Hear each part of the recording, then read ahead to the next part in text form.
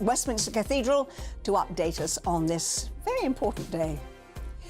President Trump has declared a 100% tariff on all films made outside of the US, with filmmakers here in Britain warning it is simply unworkable for the industry. How can we celebrate great British film and ensure that it continues to rival Hollywood? Actress Debbie Arnold is going to be joining me to reflect. Now, the role of our police force is constantly under scrutiny, but what about its history and the duties that it carried out in the First World War? Well, historian and academic Dr. Mary Fraser has written a fascinating new book, and she'll be here to tell me more. And this week, we have marked the 80th anniversary of Victory in Europe Day. Historian John Willis has pulled together some remarkable stories from the depths of the BBC archive, which shines a light on ordinary lives in World War II. Well, good morning. Welcome to Sunday with Michael Portillo. For today, with me, Angela Rippon.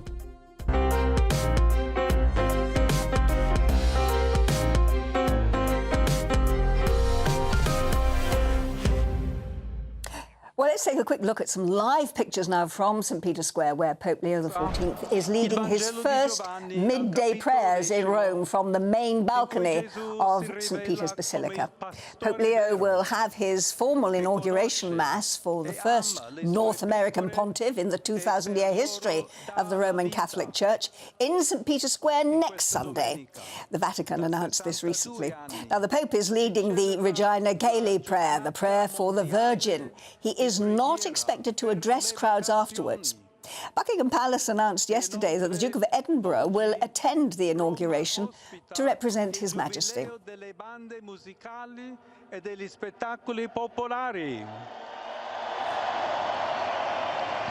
So let's join our reporter Doogie Beattie, who is at Westminster Cathedral for us this Sunday morning. Doogie, what's going on there?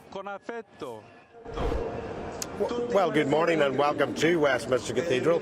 There have been a number of masses here this morning, and we have been talking to people as they go in and come out of those particular religious ceremonies, and we've been basically talking to them about what they expect out of this Pope. Now, this Pope, every Pope that comes along, it's actually in their name that they choose is the really fascinating part. So the last Pope, he was a Jesuit, and he called himself Francis after the Franciscan order, and of course they were all about the poverty of the poor. Well, this particular Pope has chose to call himself Leo, and Leo the 14th, of course the 13th, he was more into working people and making sure that they had money to get along. He was a great supporter of unions. He was a great supporter of making sure that people got a fair day's wage. So is this particular Pope going down that road? And people around us from all different religions are asking, why so much about a Pope? Well, a Pope controls 1 billion people in the world. He sets their morals and standards, and the Church tries to follow that. And of course, churches are political. I mean, if you look at the American Constitution, it is based on the Constitution of the Presbyterian Church. That means that all men were born with original sin, and there was other committees to make sure that they were kept in check. That's why America is made up the way it is currently, with the upper and lower houses, etc. And that all goes back to the 1600s. And we look at the Catholic Church and how they try to help their people understand God. And increasingly in this day and age, the Catholic Church is increasing, and it's increasing because although we've become a non-secular state, it is increasing in those areas where there's real poverty, in South America, in areas of China. And people are looking for answers and maybe asking themselves, is there somewhere else they can go?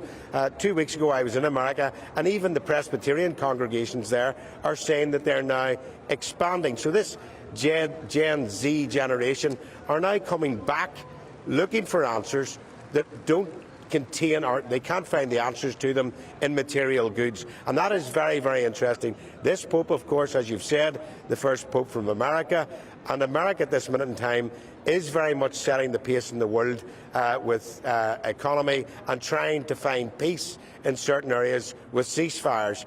And this Pope, when he came to the first words it was peace to use all. So I'll be interested to see what he will be saying in his first sermon today and what line he will go down. But Angela, he has a week ahead of him that is really quite intense. Tomorrow he will address the world's media. There will be all sorts of committees being set up through the week. But on Friday, that's the one to watch. This is his mission heads. This is the diplomatic side of the Catholic Church. Those diplomats will be appointed on Friday, and we will really get a notion of where he is going. Is he going to stay with the poor and needy, or is he going to go more towards family values? And it must be said, any archbishops I've spoke to over the last couple of weeks were very much in favour of going out to the people rather than trying to get the people to come to them. And that's probably why there is much more cooperation between Lutherans, Calvinists and Catholicism, basically Christianity, over the last Pope. Dougie, thank you very much indeed for that. Actually, you've raised an awful lot of the points that I'm hoping to cover with my panel here in the studio in a moment. So thanks very much indeed for that. And tell me, are you going to be going inside the cathedral yourself now? Well, it's one thing that I won't do, Angela. When people are in worship, I would leave them alone with their thoughts. But I have been talking to them as they come out. But worship for anybody, no matter what religion you're from, is a very personal matter. Thanks very much indeed, Dougie. Well, indeed, as I say, sticking with the Vatican, and history was made there this week as Cardinal Robert Prevost became the first American Pope, taking the name Pope Leo XIV. Now known as a reformer and former missionary in Peru before becoming an archbishop, the new Pope raises a pressing question. Will his papacy become the point where politics and religion intersect? And indeed should they. Now, for nearly 500 years, popes used their own names until tradition shifted and names became symbolic. Pope Francis, as we were hearing there, for instance, chose his name to honour his close personal friend, St Francis of Assisi, who was known for his life of poverty and dedication to charity. But while the new Pope hasn't actually yet explained his choice of Leo XIV, many do believe that it is a nod to St Leo the Great, a champion of peace, and to Pope Leo XIII, who, as we heard, is remembered for his strong focus on social justice and reform. And at a time when Catholicism is deeply entwined in US politics and with a history of criticising Republican policies in particular, many are now asking whether or not this is going to be the most politically engaged papacy in modern history. Joining me now to discuss this, among other items, is former Conservative Special Advisor James Price, political commentator Eve McQuillan, and Chief Political Correspondent at The Times, Aubrey Allegretti. I have to say, for a start, for an American, he's got a pretty good Italian accent, hasn't he? There he was. Sounded very convincing there. But, I mean, what do we think about this new Pope? Clearly, he has a very important role in the world as a religious leader, but we know he's been very outspoken against Trump. J.D. Vance doesn't like him very much. He's been talking about AI, about all sorts of political things. Do we have a Pope here who is going to be much more political and have a serious influence on world politics? I suspect he'll probably try to do that. I think that American link is very interesting, and we'll never know what happened inside the conclave that saw him elected. A great marketing campaign for the movie Conclave that came out around the same time as well, of course. What was that timing like? Exactly right. Someone's got very rich off of that. Yeah. But, and I think, as you say, J.D. Vance, the vice president in America, is a Catholic convert. And whereas lots of people who I think grow up as Catholics, just it's a sort of family thing and a vague sense, when you're a convert, he's really taken to all the deep ideas of it, and therefore will probably clash in all kinds of interesting theological ways. And of course, just I think in general, him being American will have a twist. My wife is American. She's not Catholic, but she heard it and started chanting USA, USA, and all that sort of great stuff. But I think the problem is, of course, that when we talk about being political, the institution of the papacy is about, 9 times older than the concept of left versus right. And so you might say that he's progressive in some ways and all the rest, and anti-Trump, but he's also a registered Republican when he was in America, probably because he would be pro-life as a Catholic, which is therefore not exactly what you would consider someone who would be left-wing or progressive to hold as a belief. So it's going to be hard, I think, to map left and right onto the sorts of things that he says around the world. I mean, he's quite young for a pope. He's 69, which means he's going to be there for quite a long time. I mean, what are the main issues that you think he's going to jump in with feet first? So I think the interesting one, and the issue that Trump and Bannon are obviously concerned about in the US, is the issue of migration. When he was a Catholic leader in Peru has a large population of refugees from Venezuela, and he was very supportive of the rights of those people. So Trump is concerned that the Pope is going to be interfering with that, which I think is, you know, an interesting dynamic, because he perhaps might remind the Trump administration, of course, that Jesus was a refugee. Is it interfering, or is it just advising? Is it just garnering, if you like, international opinion to try and influence rather than interfere? I don't think it matters either way, to be honest. And I don't think the Pope has a requirement not to interfere in politics. He can if he wants to. He can say what he wants. He's not an elected figure. He's a leader of a church who's been put there by the cardinals. So he absolutely has free rein to say what he wants. What do you reckon?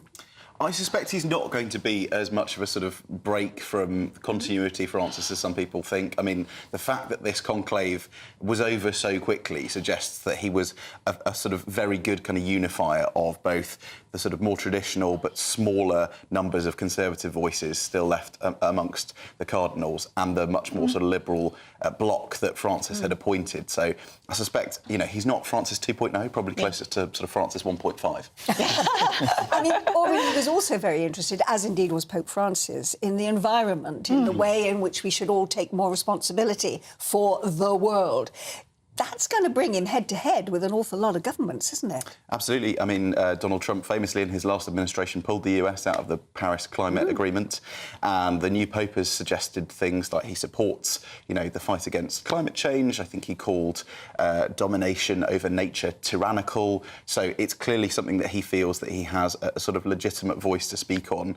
I think most political leaders have sort of coalesced around this push towards net zero. There is obviously a disagreement about how fast and how much sort of responsibilities different countries should share the burden, but I think he will keep up that pressure in light of whatever Donald Trump does. Yeah, I'd say what he doesn't share with Francis, though, is Francis's analysis of the economy. Francis said he was a communist and so was Jesus, and this new Pope, well, he's a registered Republican. You know, he doesn't have that same viewpoint and that kind of challenging angle that Francis brought along. So perhaps actually he's, you know, going to be friendlier to the US on those issues. He's already been, James, very outspoken about artificial intelligence. Yeah. He says that what it means is that we can no longer trust what we see, and therefore this is having an impact on our own individual identity. I mean, AI and that whole sort of movement within the progress that we've made technically in the world is going to be a massive, massive thing for him to stand against, isn't it?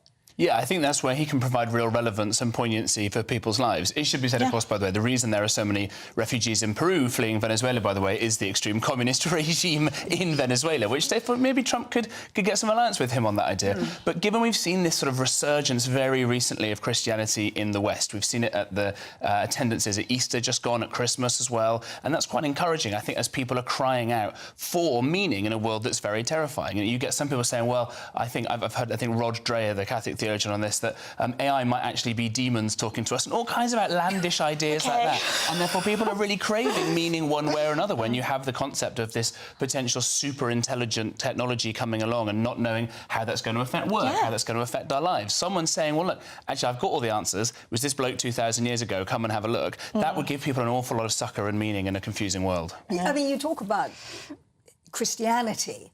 Of course, we are in a world where, in fact, the Muslim faith is taking a huge chunk of individuals and converting them.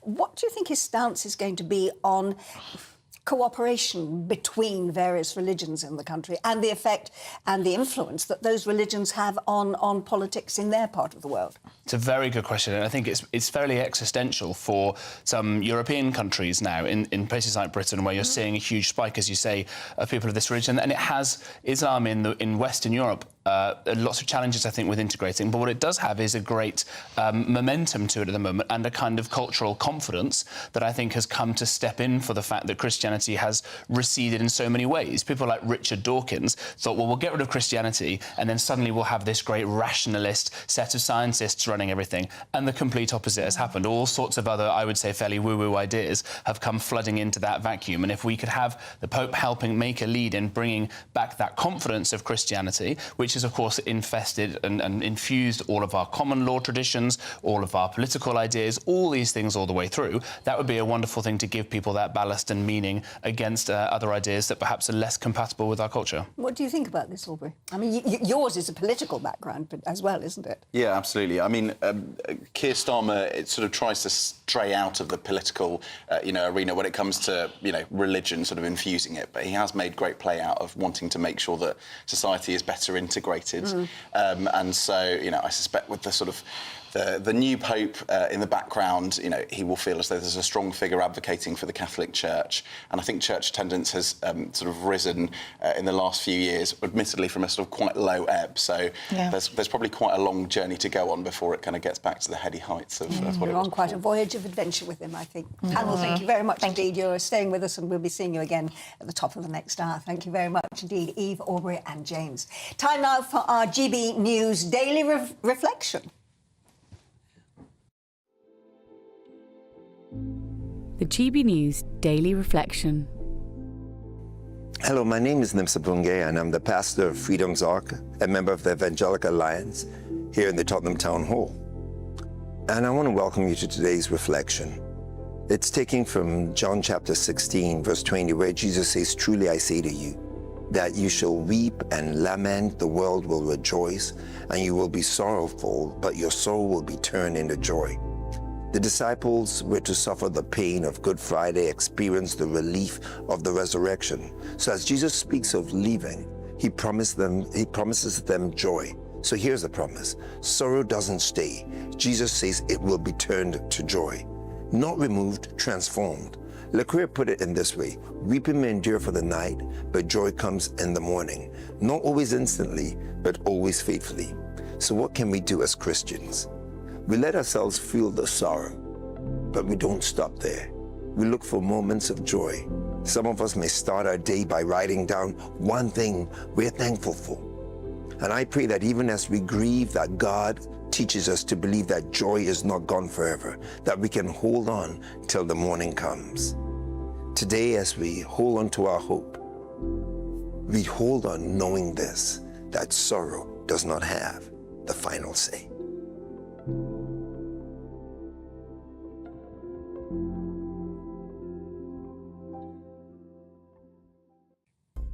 Coming up on the programme this morning, is the great British film industry under threat from President Trump's potential tariffs?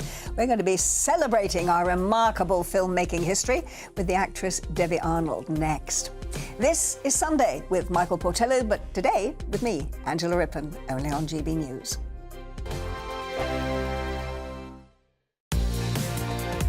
Mornings don't have to be tiresome, especially if you have the right company.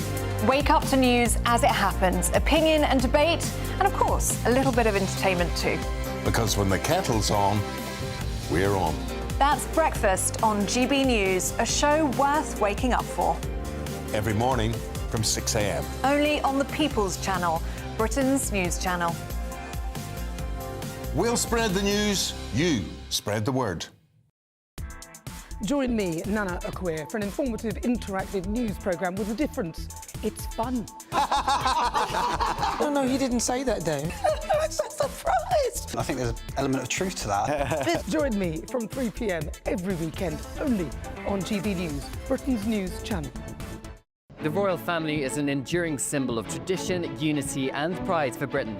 At GB News, we celebrate what makes this country great. In our new royal newsletter series, you can join me, Cameron Walker, for Inside the Palace, an exclusive look every week that takes you beyond the gates and brings you the very latest from those at the heart of the monarchy. Never miss a royal moment again. Sign up now. Go to gbnews.com/royal newsletter and get the latest straight to your inbox. We're proud to be GB News, the People's Channel. And as you know, we always love to hear your views. Now, there's a new way of getting in touch with us at gbnews.com/your say. By commenting, you can be part of a live conversation and join our GB News community. You can even talk to me, Bev Turner, or any of the members of the GB News family.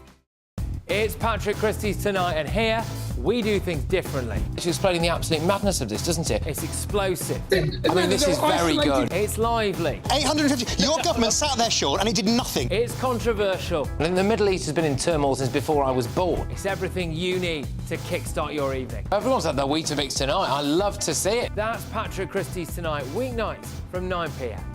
Only on GB News, the People's Channel, Britain's news channel. What is the state of our economy? What is the state of our National Health Service? What is the state of our schools? What on earth is going on? Understanding Britain means understanding the state we are in. This is State of the Nation with me, Matt Goodwin, Wednesdays, Thursdays and Fridays from 8 p.m. on GB News.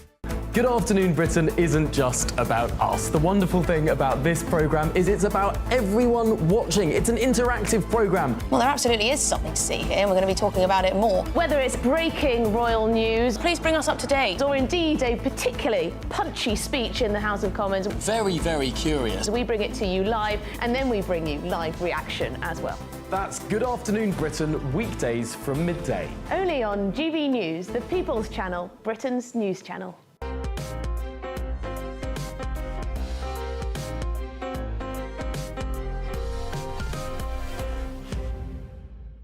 Well, welcome back to Sunday with Michael Portillo, but for today it's with me, Angela Rippon. Now, shortly before our trade deal with America was announced, President Trump also declared a 100% tariff on all films that are made outside of the US. Now, leaders from the film industry here in Britain have issued stark warnings about the impact such potential tariffs could have on businesses, with award-winning producer Rebecca O'Brien labelling the plans simply unworkable. Well, in the face of such threats, how can we celebrate our film industry and remember why we are able to compare with Hollywood on the world stage? Actor Debbie Arnold joins me now in the studio to reflect this. And I should say thank you, Debbie, for coming, because you have come literally straight from the airport. I'm flying in from Copenhagen. Boy, are my arms tired. Such an old gag. But yes, I have. It's lovely to be here. Thank you, Angela. Ah, well, I was just thinking you look different to Michael Portillo, but... and without realising it, I matched the sofa as well. Nobody told me it was a red sofa. There we go. Anyhow, look, I mean, the British film industry, I've seen it described as a cultural powerhouse. Yeah. We've got more than 16,000 companies in this country that are involved in it. And I saw somewhere a figure of it being worth $12 billion to the huge, UK absolutely economy. huge. How did Britain get so big so that it actually, instead of us thinking about Hollywood when we think about the movie industry, we actually should think that actually Britain is a major player? Yes, it is. But I think the reason that happened is over the last 10 or 15 years, LA has not been a great place to live. So I think a lot of people have moved out, a lot of technicians, a lot of producers, directors, they're all out of there now. The US is very expensive to film in. And now we've got big companies like Netflix and Disney and all of these people who've taken over the big studios like Pinewood and Shepperton and it's so exciting. But what does 100% tariff mean? What does that mean? I don't think anybody knows. In fact, I mean, a lot of people have questioned whether he knows what he's doing, because it is the law of unintended consequences here. He is saying that he's going to put 100% tariffs on films made outside of America. But many of them are co-productions. Many of the people involved are freelancers from all over the world. How do you decide that? And what is it going to do to America if they all have to start making films there? I mean, they came out because it's cheaper to make it here and they get major tax breaks from us here in Britain. Exactly. If they have to go back to America, it's going to be even more expensive to make films, isn't it? Yes, but it is. But I mean, the Hollywood film industry, I mean, it's something that's so glamorous, isn't it? Hollywood, and you still get all your awards. Yes. However, I think they moved out because, as you said, everything was so much cheaper over here. And they've got to stay here, because if they start going back, they're going to lose so much money. Netflix and Disney. I mean, I don't think he knows what he's talking about. Dare I say it? And nobody knows what's going to happen. But I doubt very much whether the industry will suffer that much. I think they've got too much invested over here. I mean, America is invested in this country for doing this. I know. I think, is it Amazon that have just spent $700 million on building a brand new studio in Maidenhead, where they're going to make their Lord of the Rings, they're going to make Batman, they're going to do all of that. But also, we've had, studios. Pinewood Studios has been home for James Bond. Bond, all the biggest movies, you know, Harrison Ford, you know, all those movies that he made, they're all been made in the UK. And also we film a lot, like places like Glasgow and Liverpool, Birmingham, you know, because we have older looking cities, which they don't have in the States, not really, not that I've seen. We've also got brilliant technicians here, yeah. haven't we? And again, how is it, I wonder, that our technicians now are literally, internationally, universally recognised as being some of the best in the business? Again, you would have assumed that that would have come from Hollywood. I mean, I suppose it was the place where the movie industry started all of those years ago. But it's almost as if we have taken over technically that has made us indispensable to the film industry worldwide. Well, yes, I think so. And of course, what with AI and everything else, there's so many things going on within our industry for actors anyway, that, you know, they can clone us with AI. We can do, anything can happen. So now we're fighting that. Now we're fighting against all of us going to America. They can't make every single production that's got American money be filmed in America. You can't, because what people will do is they'll hide the money. They'll say it's coming from something else, and so they'll still keep going in England. I think he's making a big mistake here. But we really should celebrate the British film industry. I mean, we're just seeing some clips there from, I think it's from Wicked, which was one of the biggest grossing films. Have you seen it? Worldwide. Last year, and it was made here in Britain. It's just absolutely fantastic. It really is. So you've got Universal, you know, all the Harry Potter stuff, everything. It's all been made here. So I think people are being, I don't know what he's trying, perhaps, actually, Angela, it might be that he just wants to get all the American stars on his side. That's what he thinks might happen, but I don't think that will happen. Bond, of course, famously a British production. Exactly, and that can't be done in America now. Exactly. I did read somewhere that, I mean, he has a reputation now for saying, I'm going to do this. And then he changes his mind. 24 hours later, changing his mind. So, you know, is it going to be 100%, or is the industry going to talk to him and say, look, Mr. President, you don't quite understand what you have done? I mean, as a producer, do you have a hope that that is indeed what will happen and this will effectively go away? I think so, because it's like the trade thing that he was doing, you know, with the UK before. You can't, you know, all this happened and then it stopped. In fact, I don't understand anything that he's doing, really, except he's so charismatic that people kind of get on the sort of, you know, on his wavelength and get carried away. But I think that the film industry, because it's such a massive industry, I think he's going to have a problem.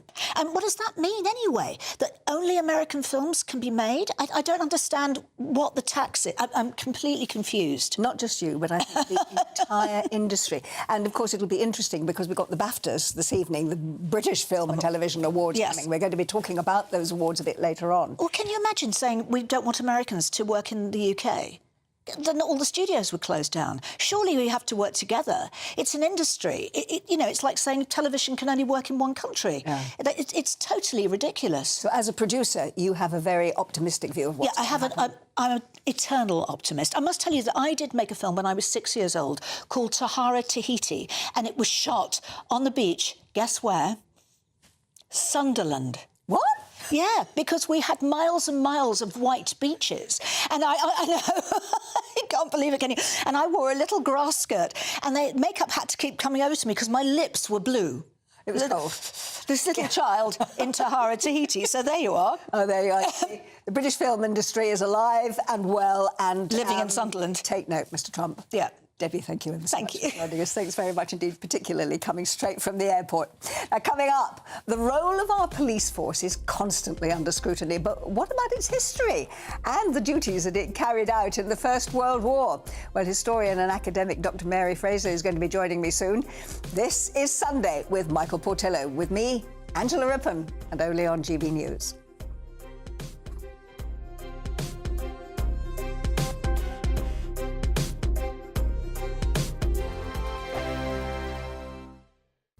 Hello there, this is your GB News weather forecast provided by the Met Office. Today and over the next few days, we've got the increasing chance of seeing something a little thundery mixed into the weather. Already to start off Sunday, we're watching this occluded front push its way up from parts of France that is now spreading into the far south of England. Already seeing some thunderstorms across the Channel Islands, and they could start pushing into the likes of Devon and Dorset over the next few hours or so. As we head into the afternoon as well, there is the potential for further showers and thunderstorms to pick up across parts of the Midlands and into areas of Wales as well. Some Heavy downpours are possible with lightning and maybe even a touch of hail in there as well. Nevertheless, they will be hit and miss, and there will be some sunny intervals in between these, and certainly over towards the east it's a nice dry day, temperatures peaking around 24 to 26 degrees Celsius. A bit more cloud developing for parts of Northern Ireland, some showers and rain developing in here as well, also some showers for parts of Scotland, but still nicely, generally around 17 to 19 degrees Celsius. This rain up towards the northwest will tend to turn a little bit more persistent and also heavier as we head into this evening and overnight. So initially for Northern Ireland, but particularly then into the early hours of Monday morning for parts of western Scotland, some heavier pulses in there.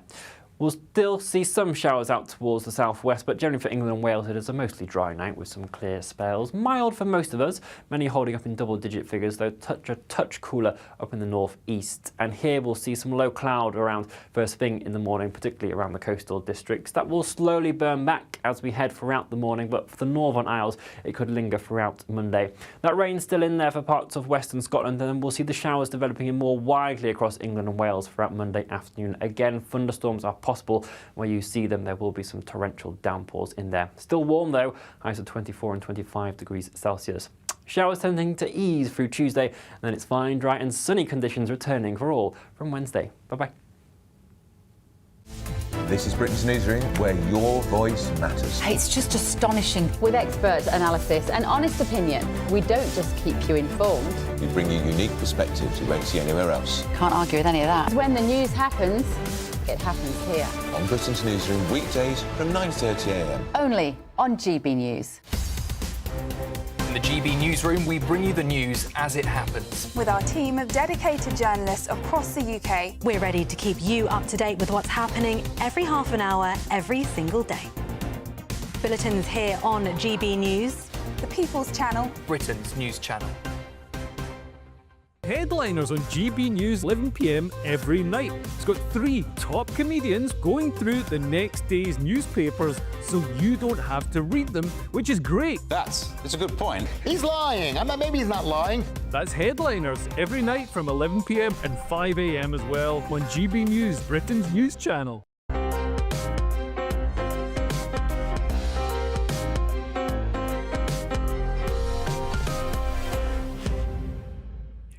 And welcome back to Sunday with Michael Portillo. But for today, no, your eyes aren't deceiving you. It's with me, Angela Rippon. Now, the role and work of our police forces across the country constantly come under scrutiny.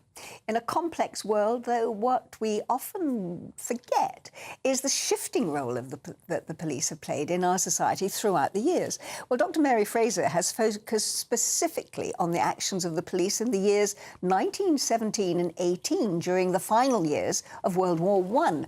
And it turns out that in this period, the police were essential to the war effort, ploughing for Britain as they produced food for the population during the conflict. Dr. Mary Fraser, Honorary Research Associate at the University of Glasgow, joins me now. Mary, who would have thought that the police, as it turned out, were responsible in 1917 to prevent mass starvation in Britain? Yes. How did that come about? Well, absolutely. And who knew, as you said earlier? Yes, this has been an amazing story. And I first found out about it through their weekly journal. And there were little columns headed Police as Plowmen. This is a historic document, obviously. This is the historic document in 1917. And little columns headed Police as Plowmen or Police to the Plough. And I thought, what is all this about? Like you, I was fascinated and amazed that they should be doing this. So what were they doing? What did they do? Well, they were recruited to plough the fields because what was needed was increased home food production because our ships were being sunk and we were in fear of mass starvation. So the government said, right, we're going to massively increase home food production. It was one of their main campaigns at that time. And so everybody who had skills to plough went into the fields and helped the farmers. The farmers were willing to do it.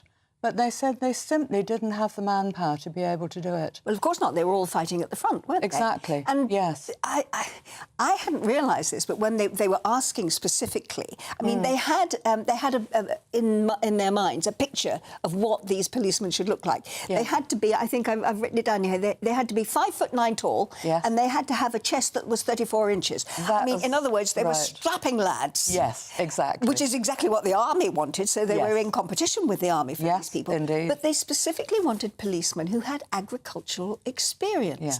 And that actually was reflected in the police force at that time. Exactly. Because about a third of them were recruited from agriculture. Yeah. So they had the background and the skills to be able to do the work. Because ploughing at that time was manual ploughing with horses. So this was a skilled occupation. Not anybody could do it. You know, it required strength to keep the ploughshares, the piece of metal that goes into the ground, sufficiently in the ground to be able to turn the soil. And particularly in spring 1917, it would have been really hard work because the ground was wet. It was, you know, there was a spring where there was a lot of frost on the ground. So it was heavy soil.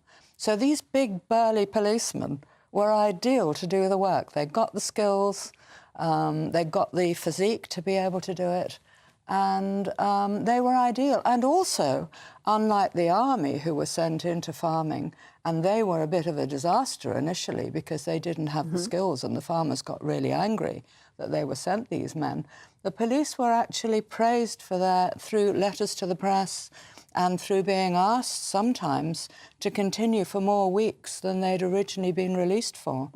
So this was really a good news story for the police. And they really did save us from starvation at that time. But you say they were released for a few weeks. How did chief constables react when they were told, we want your guys off the street? Because even in the First World War here at home, they had a role as law enforcers to fulfil. So how did police constables take it when they were told, we like your guys in the fields, please? Well, in actual fact, they were considered non-patriotic if these young guys were still on the streets in policemen's uniform. Yeah, how did they cope with that? Because, I mean, we all know that there were young women going around with white feathers and giving them to young men that they felt should be at the front, seeing them basically as draft dodgers. Yes, exactly. And that was exactly it. They would often have a crowd created round them, and there was a case that was taken to court of a woman assaulting a policeman, saying, you know, why aren't you in the army? A great strapping lad like you. So did the public not realise that the police were helping with food production? They did. Because this was well publicised in the press as a good news story and also as a patriotic attempt.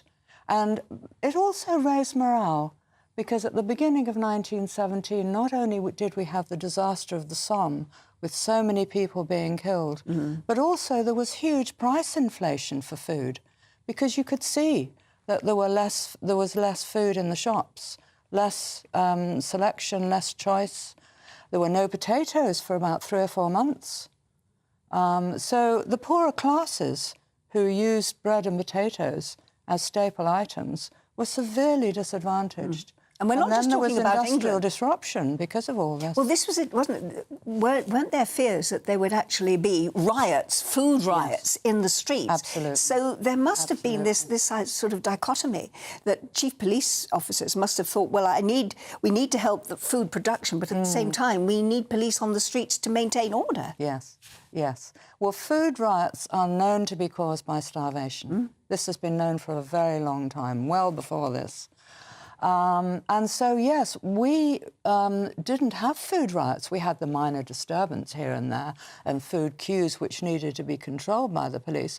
But in Germany and Austria-Hungary, they had massive food riots. Yes. Thousands of people invading farms, thinking that the farmers were hoarding food and not letting it be sold and given to the public.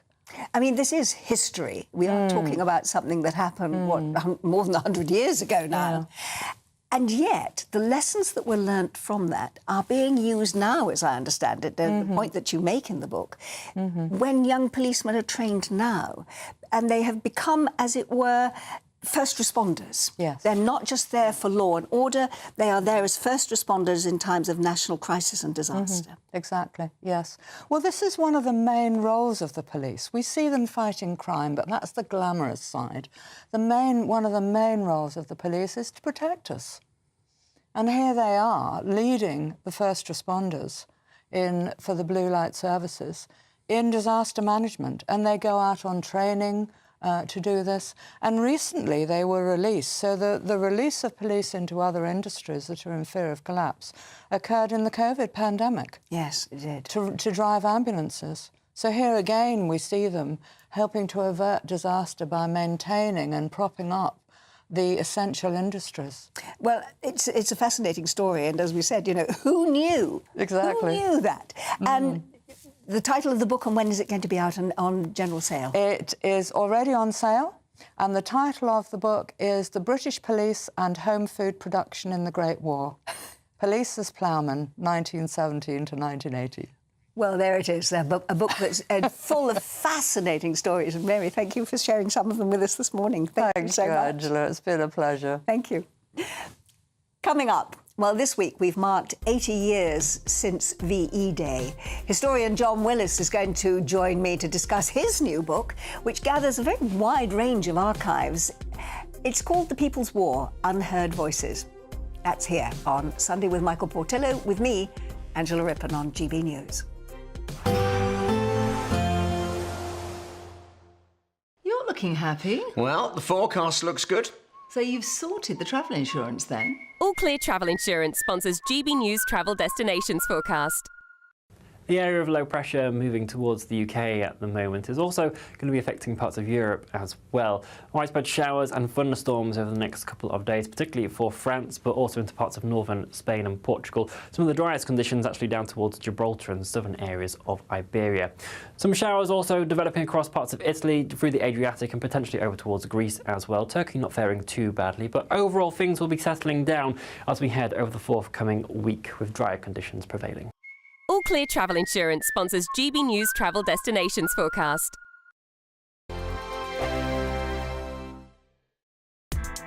Join me, Nana Akwe, for an informative, interactive news programme with a difference. It's fun. No, he didn't say that, Dave. I'm so surprised. I think there's an element of truth to that. Join me from 3 p.m. every weekend, only on GB News, Britain's news channel. GB News Breakfast, every day from 6 a.m. A very good morning to you. And if you're planning to visit one of Britain's many beauty spots next bank holiday or Easter weekend, beware of your car. Yeah, a rising number of tourist attractions are banning coaches and some cars to help ease overcrowding. We're here to debate if vehicles should be stopped from parking near attractions. Government Relations Manager at the Countryside Alliance, David Bean, and founder of Fair Fuel UK campaign, Howard Cox. Good morning to you both. David, how much of a problem are tourists when there are too many of them and they bring their great camper vans and they park all their cars in a line so you actually can't see the beauty spot you went to see? How much of a problem is it? It can be a significant problem in certain areas. I'm in Scotland for the holidays, and particularly in areas such as the Highlands and Islands, there are areas that have very, very badly been affected. Even some camper vans end up getting taken out to certain places on the islands and then just abandoned after a holiday is finished. Honestly, this is horses for courses, and to be fair, you know, I actually do believe that we need better signage, better planning, and Cameron hit the nail on the head. You can't get to these beauty spots unless you have some sort of transport to get there. And, you know, public transport is woeful across the country in these areas. Obviously, yesterday in the Berlin Gap one, you can't legislate for idiots. It needs better signage, better information, but if you take people away from it, you take income away from the community. You know, I think any organisation that's promoting a beauty spot that's making money out of it should be paying for better signage, better parking facilities, etc. I do not like the idea of cars being, you know, queuing up illegally, you could say. That's ridiculous. GB News, the People's Channel. We're proud to be GB News, the People's Channel, and as you know, we always love to hear your views. Now, there's a new way of getting in touch with us at gbnews.com/yoursay. By commenting, you can be part of a live conversation and join our GB News community. You can even talk to me, Bev Turner, or any of the members of the GB News family. No matter the state it's in, this is our nation. Join me, Jacob Rees-Mogg, for a genuine, honest discussion on where we have been, where we are going, and where we are with the people who set the direction. That's State of the Nation every Monday and Tuesday at 8 o'clock, only on GB News, the People's Channel. This is our country, and we think it's amazing. From high tea to the high street, we love it all. Even the rain, we like that too. There's nowhere else we'd rather be. That's why we're here to be the fearless champion of Britain, its voices and its values. Because we are GB News, the People's Channel, Britain's news channel.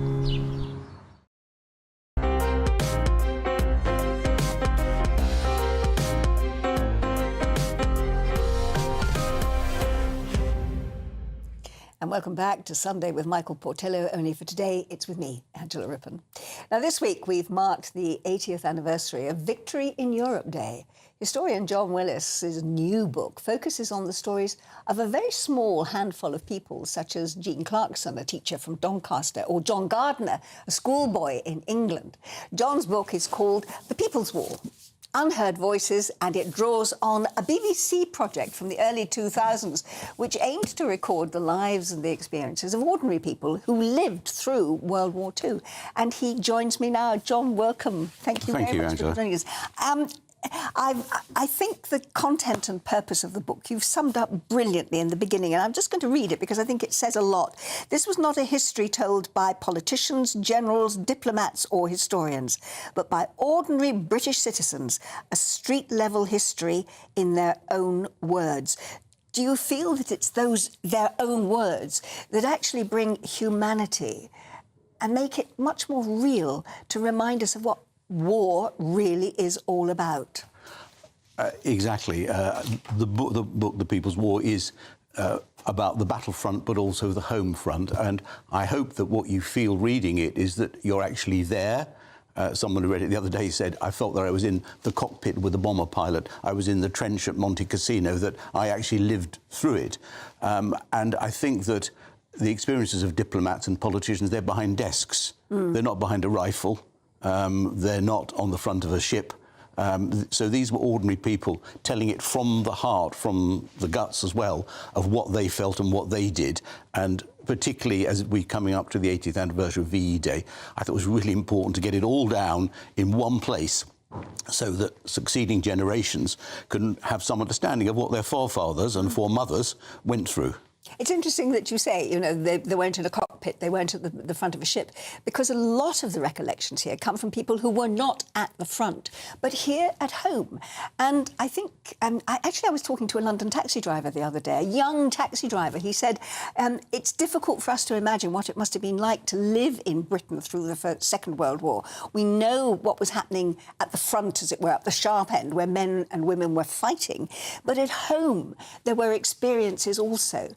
And reading about them is what makes it very real, that in fact people at home were suffering too. Well, everyone's life changed, whether they were in the battlefront or on the home front. So, people were starting to eat horse meat and whale meat and eat powdered egg. Relationships between men and women all changed in an instant on the day that war was declared. People were due to get married the following weekend. Marriage cancelled, husband-to-be is sent off somewhere for training. Yes, there's a wonderful story about a Cornish couple who were due to get married in September, and suddenly the vicar had to bring everything forward, and it had to happen practically overnight, didn't it? I think there was a lot of that, and there's one relationship in the book between someone serving in the North African desert and a teacher in Doncaster who was only 18, and they had a long-distance pen-pal relationship for 2 years during the war. They never met, and then they met as if in the film Brief Encounter on Doncaster railway station, and stayed happily married ever afterwards. So it's got its romantic side too, but it just showed you how you had to navigate life in a different way. What I think was interesting about it was the tone of the recollections from those at home and those who went on to serve on the front line. That there was no sort of panic in what you refer to as the phony war. It was more very British. It was, let's just get on with this. All right, you know, I've got to pick up my kit bag and I've got to go tomorrow. And I mean, a wonderful story of a young man turning up for work at the garage and finding that his boss, who'd been there the day before, suddenly wasn't because he'd gone off to join up. And other stories of the news coming over the radio, which was, of course, vital in those days, that we were going to be at war, and just turning up and just saying to his family, I've signed up, and going. But there was no panic about it. It was it was a kind of organised chaos, if you like. No, I think it was very British. Well, that's how we like to think of it. You know, and the best example of that is really the Blitz, where it wasn't just in London, but, you know, in big cities and ports all over the country. And people were bombed out 2 or 3 times. They just got on with life. They just celebrated the small victories, the small thing. There's a lovely bit in the book where someone is a nurse and is out all night. There's a heavy bombing raid in London, and the young American GI she'd been dancing with is found dead. And she says, I was so conflicted. He was dead, and yet I was so relieved that the gas was on, I could have a cup of tea. Yes. I was grateful for small victories. Yes. But the unpreparedness also of the British government for it. The lovely story of a young man called Tim Hardy, 17 years old. He joined the Sherwood Foresters, and when he arrived, he was apparently issued with a gun and a bayonet that was from the 1914-18 war. That was really common. We were really quite badly prepared for war. We'd got rid of lots of our aircraft that we'd had in the First World War had gone. People were armed with weapons from the First World War. That was not uncommon. Even in conflict, people sometimes had machine guns that were from the First World War or rifles of the First World War. But bit by bit, and particularly with the aid when the Americans came into the war, and they had a huge industrial production facility to make ammunition and weapons on a huge scale, we managed to catch up. So eventually we invented the Spitfire and the Hurricane to match the equivalent of the German planes. But it was a slow start. Very poignant reminiscences from those children who got out of Germany, German, Jewish, young children, about the fact that most of the family that they left behind perished in Auschwitz, in Buchenwald and elsewhere. I think that the change for children is one of the most remarkable things about this archive. And, of course, quite often they've written these thoughts years after, so that it's very thoughtful and reflective. And it was true with the Kindertransport that young kids would be sent off from Czechoslovakia or Poland and come on a train to the UK, finish up in part of the country they never heard of, didn't speak the language, and their parents had let them go, and they never saw their parents again because their parents were killed in the concentration camps. Yes, and also stories from people who were evacuees. Some had wonderful experiences, and others, as we know, were not so good. Well, I think that, I suppose perhaps it's the same with everything, but some of them, it transformed their lives. You know, they were city kids, and suddenly they saw the beauty of the countryside, or they worked on farms, and it opened up huge new horizons for them. And some just missed their parents, were very unhappy, had the misfortune perhaps not to be with the kindest of families, and were mistreated. So it was always a balance. But I suppose on the whole, it's an amazing idea that millions of children with little labels around their neck are sent off by their parents for an unknown destination with unknown people for an unknown period of time. Extraordinary thinking of it now. Yes, it is. I mean, it's a big book because there's a lot of stories in here. And I saw it, I think it was your own words, where you described it as an astonishing overall testimony of what it was actually like to be the People's War during the Second World War. John, thank you so much for coming and telling us about it. Thank you. Thank you. Well, that concludes That concludes the first hour of Sunday with Michael Portillo here today with me, Angela Rippon. We've got lots more still to come on today's show. My panel will rejoin me to discuss that meeting of European powers in Ukraine yesterday. Theatre critic Stefan Krizantzis was going to join me to discuss what he's seen on the West End stage. And French artist Anouk Messon-Krantz is going to be here to talk about her new exhibition at the Iconic Images Gallery in Piccadilly, all about cowboys. And tonight is the BAFTA TV Awards. Deputy Showbiz Editor at The Sun on Sunday, Emily Webber, is going to give us an insight into who are the runners and riders. That's all this Sunday with Michael Portillo, but for today, with me, Angela Rippon, but only here on GB News. See you in a minute.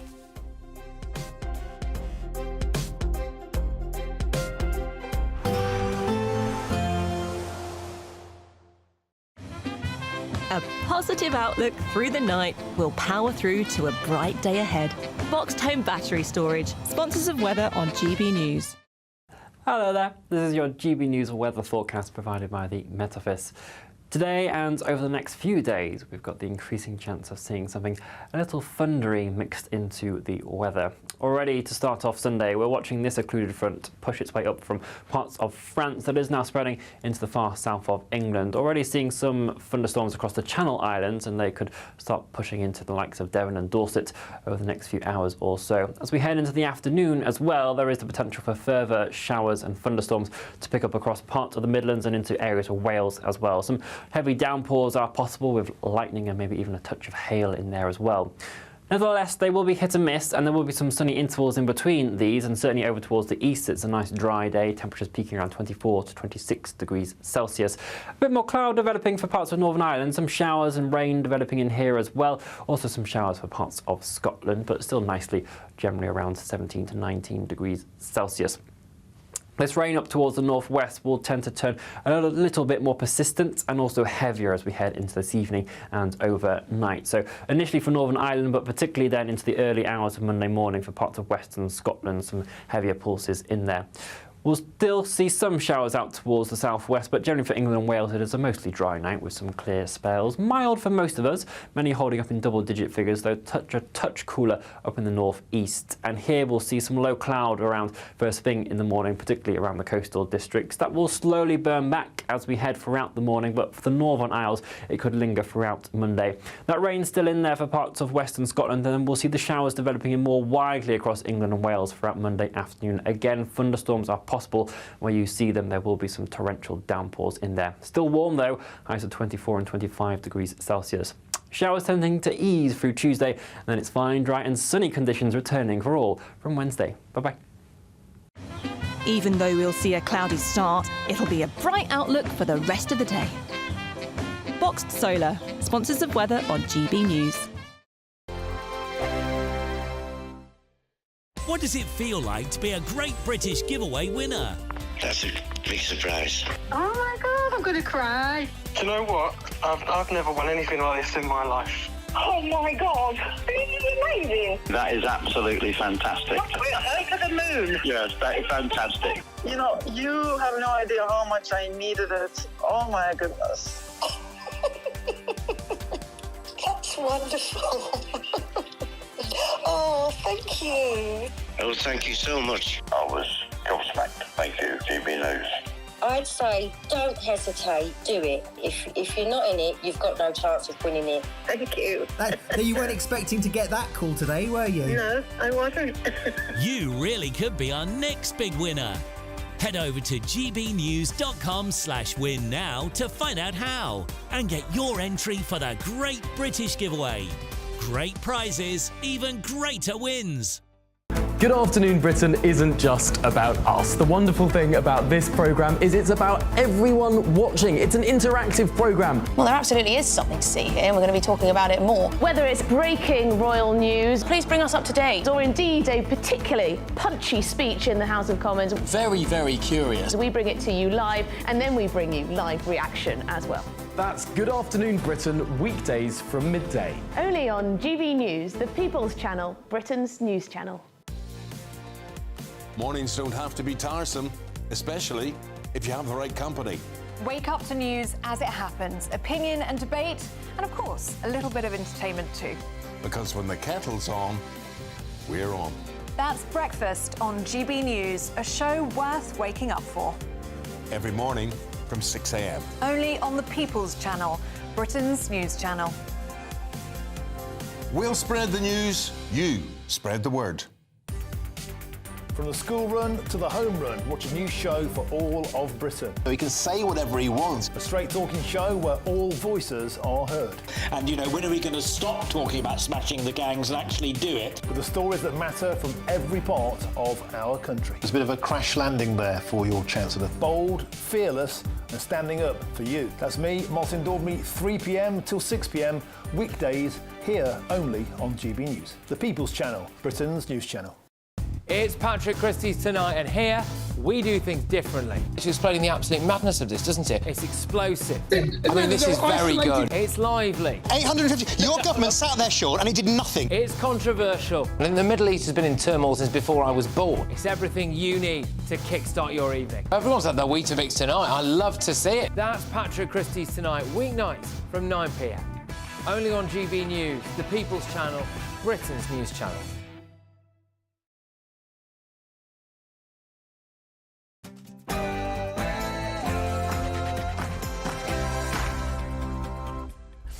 A very good afternoon to you and welcome to Sunday with Michael Portillo. Only for today it's with me, Angela Rippon, standing in for Michael while he has a well-earned day off. Now we've got another hour of art, culture, current affairs and politics to come on this excellently sunny Sunday. The coalition of the willing met in Ukraine yesterday, and then shortly after, the Russian president announced that he is open to reopening previously stalled peace talks. I'm going to be asking my panel if Sir Keir Starmer is finally becoming the statesman that we all need. Stefan Kyriazis has been to the ballet and to the West End this week. He's going to be here to report on his theatrical excursions and share his reviews of Christopher Weldon's An American in Paris, among others. A new exhibition is in town at Iconic Images Gallery in Piccadilly. French artist Anouk Masson-Krantz has immersed herself in American cowboy communities throughout the Midwest, as well as Mexico, Argentina, Brazil and beyond. And she's going to be joining to talk about her stunning images. And tonight is the BAFTA Awards. Deputy Showbiz Editor of The Sun on Sunday, Emily Webber, is going to be sharing who she thinks are the runners and riders for this year's awards. But before all of that, your latest news headlines with Titania Sanchez.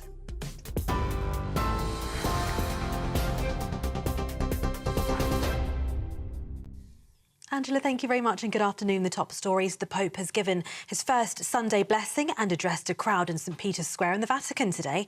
He recited the Regina Coeli prayer in honour of the Virgin Mary in his first public address since his election was announced with white smoke on Thursday. Pope Leo then blessed those gathered on the square outside and delivered his reflections. He'll be formally inaugurated at a mass in St. Peter's Square next week on the 18th of May. The new pontiff was chosen as the new leader of the Catholic Church following a two-day conclave in the Vatican City. Elsewhere, the government is set to roll out sweeping reforms to the immigration system. The skilled visa threshold will be raised to require a graduate qualification and a higher salary threshold under plans outlined in an immigration white paper that'll be presented in Parliament tomorrow. For jobs below this level, access to the immigration system will be time-limited and only granted if there are shortages, quote, critical to the industrial strategy. Under the plans to reduce net migration to the UK, employers will be told that they must train workers in the UK rather than turn to immigration to solve labour shortages. The pressure is on for the Home Secretary, Yvette Cooper, to reduce net migration, as small boat arrivals since January have already reached a record high of 11,500 people. Shadow Home Secretary Chris Philp spoke to Camilla Tominey. The last government, speaking candidly, made some mistakes with immigration, and this is something that I think, frankly, we should have done. But look, we've got new leadership. I've been in this new job as Shadow Home Secretary for just a few months. We've developed this new policy in that short space of time, and we're going to put it to a vote in Parliament. We've got new leadership. There is a new, much tougher approach. We're developing specific, credible ideas that will actually fix this problem, and we're going to force them to a vote in Parliament. And look, if Labour use their massive majority to vote this down, which they probably will do, we will keep coming back again and again and again. We'll fight hard to win the next election, and if we do, This measure and many more measures we're going to develop will be in that manifesto so we can then implement them. In other news, Russia's President Vladimir Putin has suggested he's open to restarting peace talks with Ukraine as early as next week. In a rare televised late-night address from the Kremlin, Putin said Russia was seeking serious negotiations aimed at moving towards a lasting, strong peace. We propose that the Kyiv authorities resume the talks they stopped and terminated in April 2022. I'm referring to direct talks without any preconditions, and we propose to start immediately on Thursday the 15th of May in Istanbul. We are committed to holding serious talks with Ukraine. During a visit to European allies in Kyiv, Sir Keir Starmer said allied leaders made material progress towards a ceasefire in Ukraine yesterday, adding that European allies, together with the US, are calling Putin out and pledged to ramp up sanctions further if he turns his back on peace.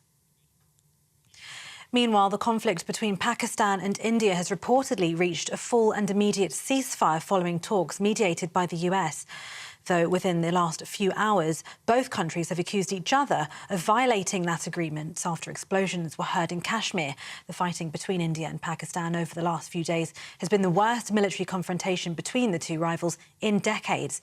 The use of drones, missiles and artillery started when India struck targets in Pakistan and Pakistan administered Kashmir in response to a deadly militant attack last month. Pakistan has denied any involvement. And finally, Southport triple killer Axel Rudokabana's supervision was downgraded before an alleged attack on a prison officer at HMP Belmarsh, according to reports. The 18-year-old allegedly used a kettle in his cell to heat up water and then poured boiling water over the officer on Thursday. It's now understood the prison officer was taken to hospital as a precautionary measure, did not require further treatment and was discharged later that evening. That officer is expected to return to work next week. Rudokabana was jailed for a minimum of 52 years in January for the murders of 3 little girls in Southport last summer. And those are the latest headlines. For now, more news from me in half an hour. For the very latest GB News direct to your smartphone, sign up to News Alerts by scanning the QR code or go to gbnews.com/alerts.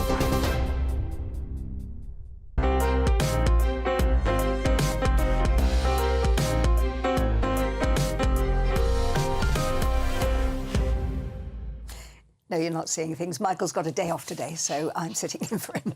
The coalition of the willing met in Ukraine yesterday with leaders from the UK, Germany, France, Poland and Ukraine meeting face-to-face, while others across Europe dialed in virtually. Now, on the ground in Kyiv, Prime Minister Sir Keir Starmer demanded that the Kremlin find a way of just and lasting peace with no ifs and no buts. And just hours later, as you heard, Vladimir Putin signalled a possible return to previously stalled peace talks, though he did stop short of agreeing to the coalition's call for a 30-day ceasefire. Well, up until now, many critics have assumed that Vladimir Putin has been stringing President Trump along when it comes to peace in Ukraine. But with Britain now front and centre and Sir Keir Starmer standing shoulder to shoulder with European heavyweights, even from outside the European Union, is he finally beginning to look and indeed act like the statesman that Britain needs? Well, my panel is still with me. So let me begin, first of all, with you, Aubrey, because are we actually seeing here a situation where, up until now, Trump has been front and centre of the negotiations with Putin, and cynics, including me, did think that he was Putin's poodle. But are we seeing now that actually a combination of Europe are the ones who are now playing hardball with Putin?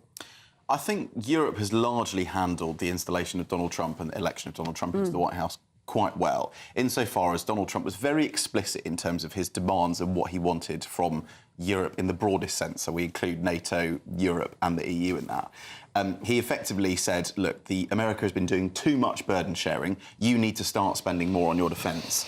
And that isn't a sort of switch that you can flick, right? You know, you haven't just got a case where European countries can start spending more on defence and immediately increase their sort of manufacturing capacity. That's something that's going to take time, but they've all recognised and accepted it very early on, which I think has gone down well in DC. And then there has been this sort of coordinated pressure from the coalition of the willing, which has sought to show Trump that Vladimir Putin can't be trusted. You know, they've given him multiple opportunities to try and hold him to account and say, here's, you know, the offer of negotiations, let's talk.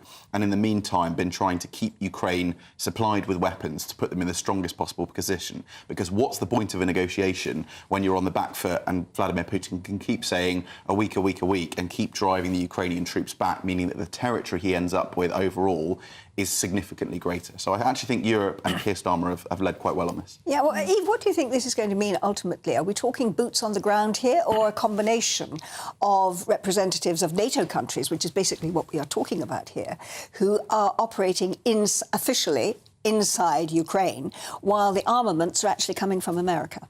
So I think what we're seeing, really, I don't think we're at the stage of boots on the ground. That's the ultimate threat. But, of course, no one in Europe actually wants to be doing that. That would be very expensive and very difficult for European populations as well. But what we are seeing with Starmer, in terms of him being a statesman, is that he has carved out the bandwidth to play this place between Trump and between European leaders, quite cleverly, actually. If you saw what happened with that disastrous meeting between Trump and Zelensky, we saw a lot of European leaders quickly taking to social media, complaining about Trump, and Starmer took a step back, didn't say anything at that time, and then has created that position for himself where he can act as that bridge positively. James? I'll be the Starmer sceptic slightly here. I think it's great that Labour have kept up support for Ukraine and it hasn't become a partisan issue the way that it has in the United States. The reason, you know, a lot of the MAGA Trump base were anti-Ukraine, not really probably anything to do with Ukraine, more the fact that it's A, quite far away, and B, Biden was in favour of it. So it's good that Starmer hasn't put politics into it and that no one has on that side of it. But I would just go back to the sheer raw physics of reality on the ground. Going back all the way to the Peloponnesian Wars in the 4th century BC, we learn that the strong do what they can and the weak suffer what they must. And I think it's really more the fact that both sides of Ukraine and Russia are exhausted, and you've seen Poland getting involved in this in a big way. The Poles are the only European nation who've been spending sensibly on their military for a long time. On the border. I mean, they're next in line, basically. And they remember very well what it's like when the Russians come rolling in. Germans, on the flip side, of course, at the start of the war sent in 5,000 helmets and nothing else and said, oh, Ukraine, you've got to come pick it up. They eventually were shamed into stepping up, which they're starting to do in a good way. You've now finally got the new Chancellor in Friedrich Merz, coming along, and he said, if we don't see something, I will allow the Ukrainians to start using the German Taurus long-range cruise missiles. So you're starting to see actual force coming in, and that is what I think is going to affect this. If Putin thinks that he can win, he'll keep going. If he thinks he can't, he'll stop. And all the nicey-nice diplomacy in the world comes second fiddle to how many guns you've got. Yeah. What I find interesting is that we are no longer in the EU. Germany and France are always seen as the tough guys within the EU and the ones who are usually leading policy. And here we have the Prime Minister of the United Kingdom, which is no longer in the EU, actually apparently leading everyone else to his way of thinking. Am I misreading this, or what has happened that's made Starmer the one that they now all look to? I would say, as the Brexiteer, that this is exactly what we said would happen, that this idea that Britain would retreat from the world was always complete cobblers. Britain's always been a strong military power around the world. Its ability to project power has always been great, especially in terms of naval forces, especially in terms of special forces, and goodness knows what good, you know, God's work almost, special forces are already doing in this conflict. We've always been this leading power, and it's, again, been Germany, who should be the biggest power as the biggest economy, who under Angela Merkel left Germany completely in Putin's hands because they just got all of their cheap energy from Russia and spent absolutely nothing on their own military. They're finally starting to wake up. So well done, Britain, for setting that example. I won't say it very often. Well done, Boris, for leading the way at the very start of this when others didn't want to do it. And then this is Brexit Britain on the global stage. Well done us. But is it also the fact that universally British troops are seen to be probably the most disciplined, the best trained and the most effective when they are put into a zone where there is conflict. Is that, do you think at all, Aubrey, something that has to do with this, that we actually respect the fact that British troops are so highly qualified? Certainly, I think that the sort of quality, the calibre of the troops is part of it. It's also that we have very experienced and sort of high-level military leaders, i.e. people who, you know, Brits have gone on to be Secretary-Generals of NATO and things like that, so they've taken on these really senior leadership roles.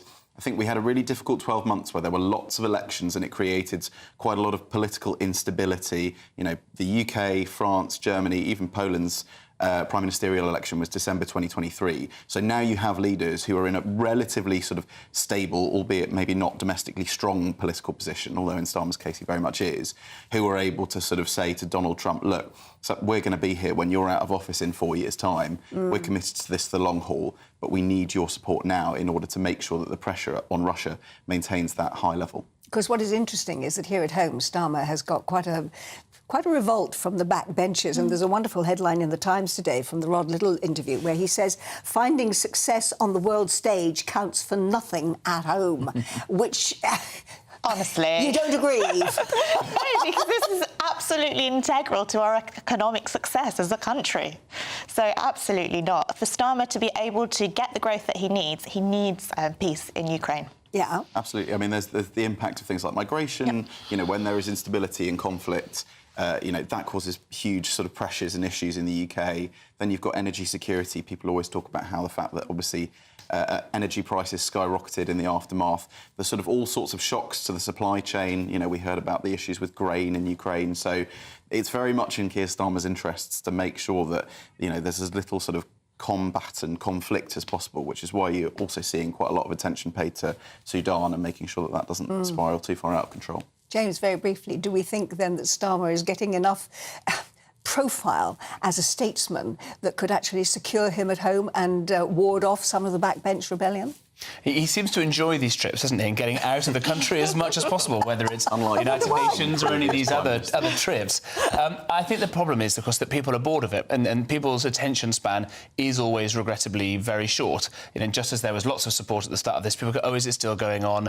It seems pretty intractable. I don't really know what to think about it. I just hope the whole thing ends. And that's a sort of, I think, a natural half-life decay of ideas when it comes to these conflicts. I'll give him some credit. As I say, he hasn't pulled out. It's still going strong. Let's keep going. Well, let's hope it all works. Panel, thank you very much indeed. Eve, Aubrey and James, thank you for joining us. Now, coming up, theatre critic Stefan Kyriasis will join me to share his reviews from the West End and beyond this week. This is Sunday with Michael Portillo, but for today with me, Angela Rippon, here on GB News.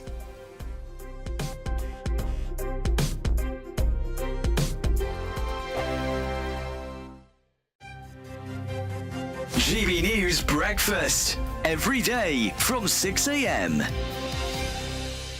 It is cruel because I think children are only your children for 16 years, 18 years, right? And then they go and they have to do all this stuff for themselves.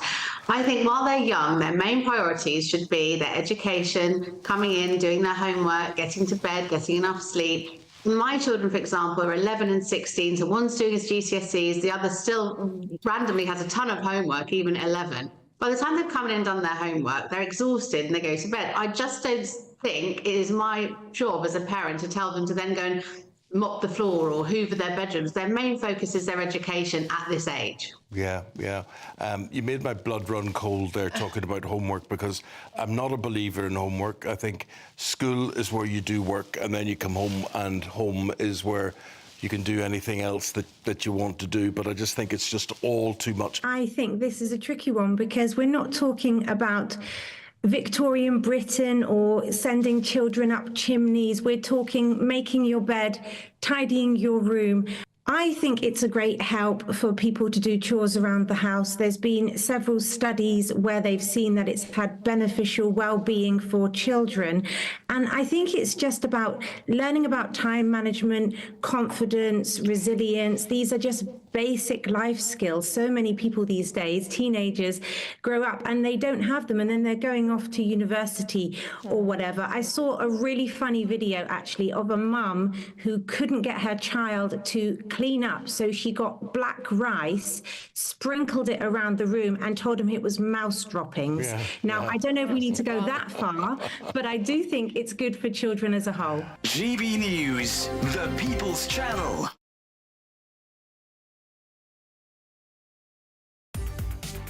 From the school run to the home run, watch a new show for all of Britain. So he can say whatever he wants. A straight talking show where all voices are heard. And, you know, when are we going to stop talking about smashing the gangs and actually do it? With the stories that matter from every part of our country. There's a bit of a crash landing there for your Chancellor. Bold, fearless and standing up for you. That's me, Martin Dordme, 3 p.m. till 6 p.m. weekdays here only on GB News. The People's Channel, Britain's news channel. Good Afternoon Britain isn't just about us. The wonderful thing about this programme is it's about everyone watching. It's an interactive programme. Well, there absolutely is something to see here, and we're going to be talking about it more. Whether it's breaking royal news, please bring us up to date, or indeed a particularly punchy speech in the House of Commons. Very, very curious. We bring it to you live, and then we bring you live reaction as well. That's Good Afternoon Britain, weekdays from midday. Only on GB News, the People's Channel, Britain's news channel.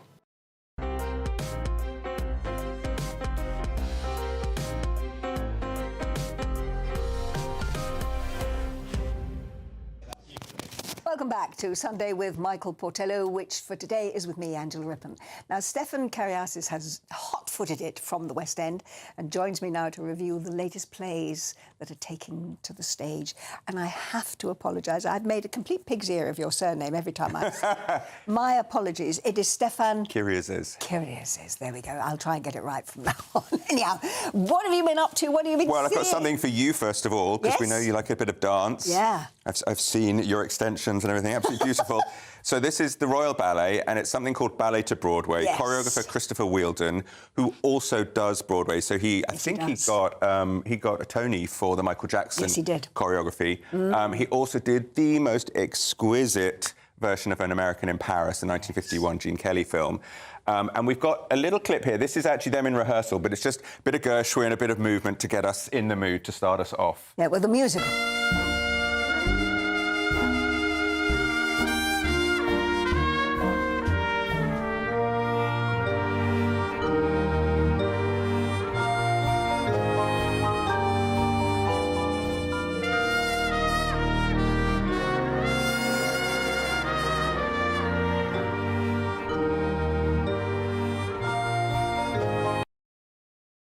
Dream sequence where they dance all. So this has become a small standalone, which then became the big show.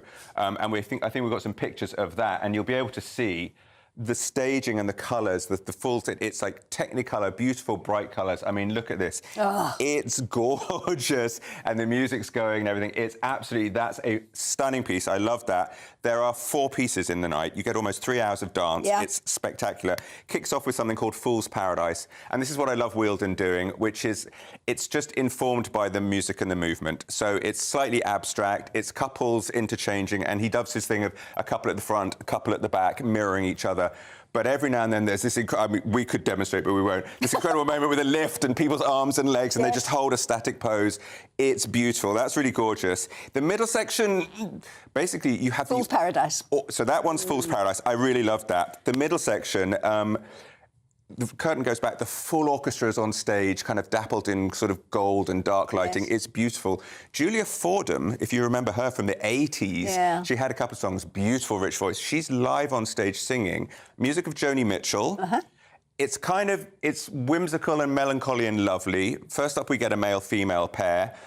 I mean, it's Lauren Cuthbertson and Calvin Richardson I saw on opening night. They're both principals. They're both stunning. It left me a little bit like... if the orchestra hadn't been there in the singing, But the nice thing is that, like London buses, you know, one comes along and then something else comes along behind. Straight afterwards, that was called The Two of Us. Yes. Straight after that was us. We were lucky we had Matthew Ball and Joseph Sissons. two principals, two chaps. I don't know if we've got a picture there, both with their tops off. There was lots of bodies on display through the night, which helps the night go down. Sadly, we don't have a picture of that, but you painted a wonderful picture. Well, we should we've got have it in our minds. But the two of them, and that's the strength of two male dancers together. Yes. And again, lifts and holds. It was kind of tender, then it's very explosive. That was absolutely stunning, and you could hear a pin drop, and the audience went absolutely nuts after that. So that I love. This one's on at the moment at the Royal Opera House. However, going into cinemas as well on May the 22nd. And again, to see something like that on a huge screen... Stunning. I can't recommend that enough. And it's just beautiful music. And again, it's not sort of stuffy, old-fashioned ballet. No. This is contemporary, modern music, modern moves, absolutely gorgeous. So Stefan, without stealing your thunder, I also went to the ballet on Friday, and I went to see what Ballet Rambert are doing, and their new piece that they were doing at the Elizabeth Hall on the South Bank was incredibly contemporary. I mean, Ballet Rambert do this. Yes. The music was techno, the dance was extraordinary.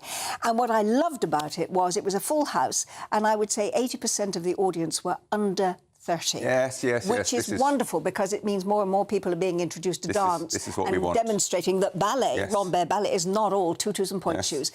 Great. What else have you seen? We've also got Stephen Sondheim's final-ish musical, which went through various names and now has been retitled Here We Are. And here it is, I guess, in part. This one is on... oh, gosh, I didn't write it down. It will come to me. Littleton Theatre. It's on at the National Theatre, yes. We've got a little clip again. This is them recording the soundtrack. And you get it's the classic Sondheim sort of melodies and quirky lyrics. But we've got a little clip here. Things going on. Abracadabra, here's Cafe Everything. What a perfect day! I am so sorry, Adam.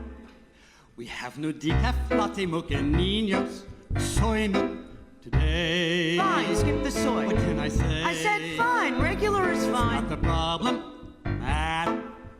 Sad to say, the fact is that not only do we have no soy, oh boy, don't tell me that you have no mocha. Then just a decaf we're also latte. out of latte. What? We do expect a little latte later, but we haven't got a latte now. Sometimes they're very difficult to see. They are very difficult. The cast is top-notch. So that's Dennis O'Hare, who I absolutely love, major Broadway and TV star. He was playing off a lot of the time with Tracy Bennett, who was originally we'll know from Corrie, but she's also been on Broadway in the original version of this. They play a variety of waiters and servers all the way through. So basically what we've got is two Luis Buñuel films from the 50s and 60s, avant-garde surrealist films. One film kind of is the first half, one's the second half, but instead it's been mashed together, so it's the same people. Bold. What we've got is half a score. So, and I mean, the lyrics there were... He hasn't written it yet. The lyric there, well, he's died. Exactly. Yeah, so the lyrics are fun. He did not finish it. No. So the first half are all these kind of posh cartoony, we'll see them there, sort of New York elitists, and they're going from restaurant to restaurant trying to find brunch. And the restaurants get more and more ludicrous, the menus get more and more crazy, it's all sort of mockery. One of the daughters is plotting the end of the world at the same time. The second half, we go into the ambassador's residence, fictional ambassador of Miranda, which is basically cod Italian, very silly.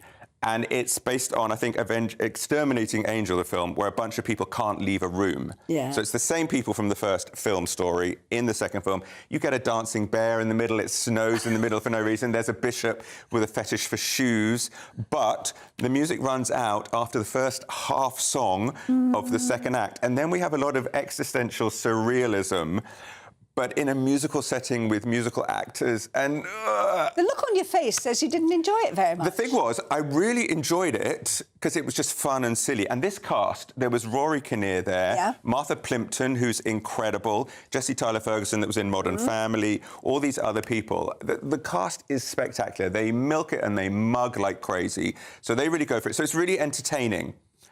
It's fun, but it's just not finished. So I'd almost rather have just had the first half, which has a complete score. And it's almost like Sondheim was writing a pastiche of himself.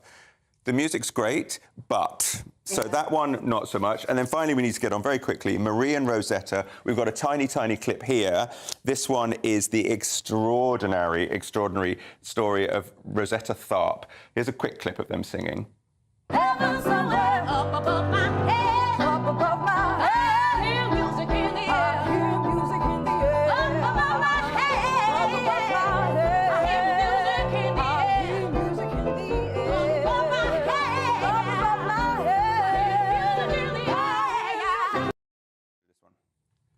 So, Beverly Knight. Incredible. Yes. The woman singing with her is Tombizodwa Ndlovu, who this is her first major role. She's incredible, matches her note for note. The story is Sister Rosetta Tharpe, 1930s, 1940s, came out of gospel into blues, electric guitar, inspired Elvis, Jimi Hendrix. She toured Europe. She inspired Eric Clapton and Keith Richards, but disappeared, sort of supplanted by Mahalia Jackson and the church. She was ignored by the church. She played the clubs. She was disgraced. She's extraordinary, and it's a slightly whimsical story. It's just the two of them about to start a tour in the American South, and the young girl is Marie Knight, and they did tour together for about 3 years, who's much more churchy and gospel, and it's the push and pull between godly and worldly. The singing is incredible. The acting from both of them is absolutely spectacular. The story's a little bit light because there's so much in there about racism, like tragedies of her life and the things that happened to both of them. It always happens with musical biopics. You get a bit of a Wikipedia, and then this happened, then this happened. Yeah. There's a twist at the end, which kind of works, but my goodness, go for the music and the orchestrations. There's just a guitar player and a pianist on stage and a drummer out the back. The music is sensational, and that one is going on tour. It's at the moment at the Rose Theatre in Kingston, then going to Wolverhampton, Beverly Knight's hometown, and then it's having a residency at Chichester through the summer. So I recommend it just for the glorious voices. Some really exciting, innovative stuff on in the theatre, not just in London, and importantly. Different audiences going as well. around the country. Stefan, thank you very much indeed. Have a great weekend. Thank you. Coming up, French artist Anouk Masson-Krantz has got a new exhibition of her incredible images of Midwest America and ranching communities. It's opening in London. She's going to be joining me to discuss her photography. But first, let's get your latest news headlines with Tatiana Sanchez.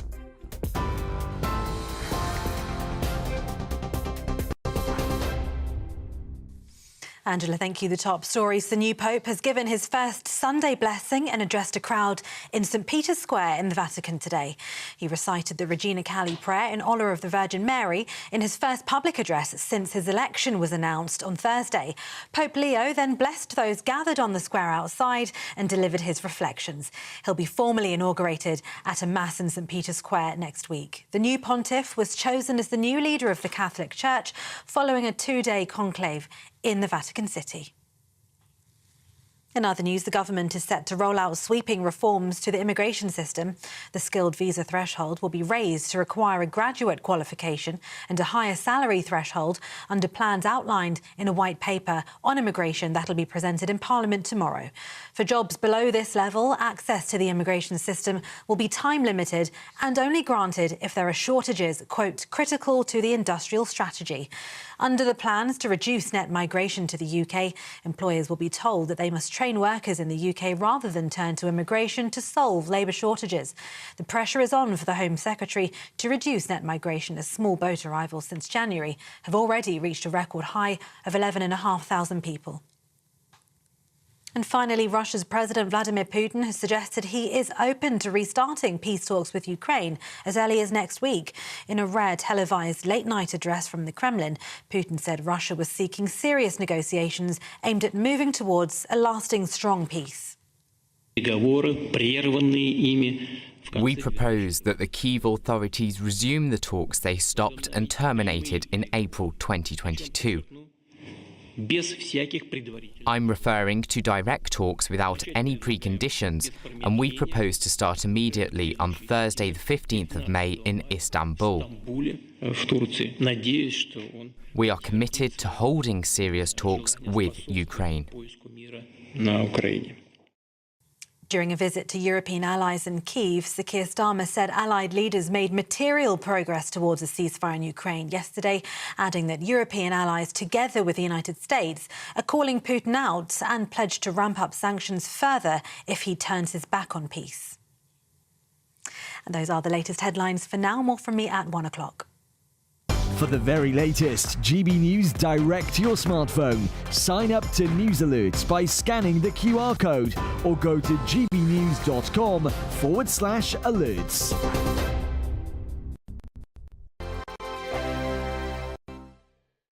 Hello there, this is your GB News weather forecast provided by the Met Office. Today and over the next few days, we've got the increasing chance of seeing something a little thundery mixed into the weather.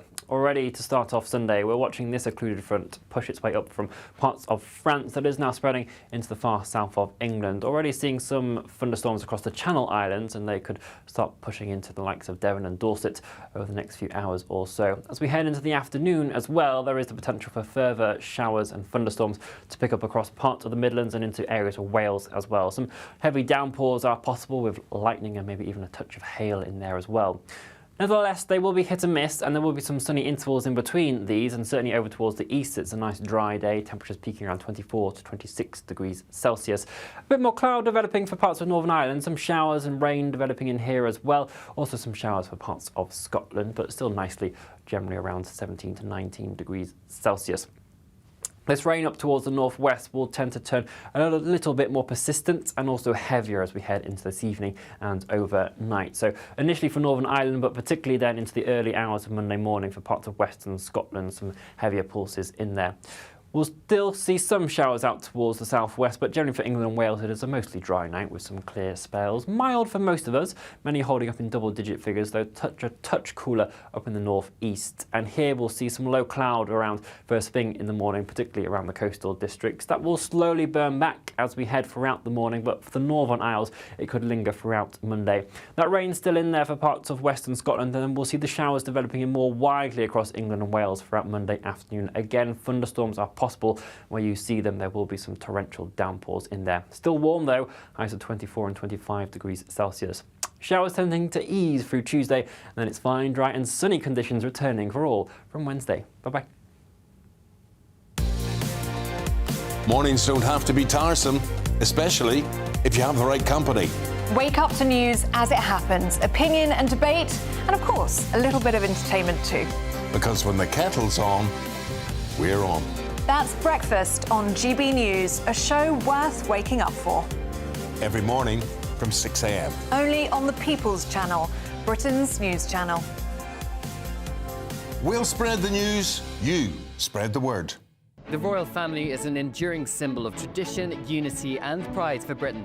At GB News, we celebrate what makes this country great. In our new Royal Newsletter series, you can join me, Cameron Walker, for Inside the Palace, an exclusive look every week that takes you beyond the gates and brings you the very latest from those at the heart of the monarchy. Never miss a royal moment again. Sign up now. Go to gbnews.com/royal newsletter and get the latest straight to your inbox.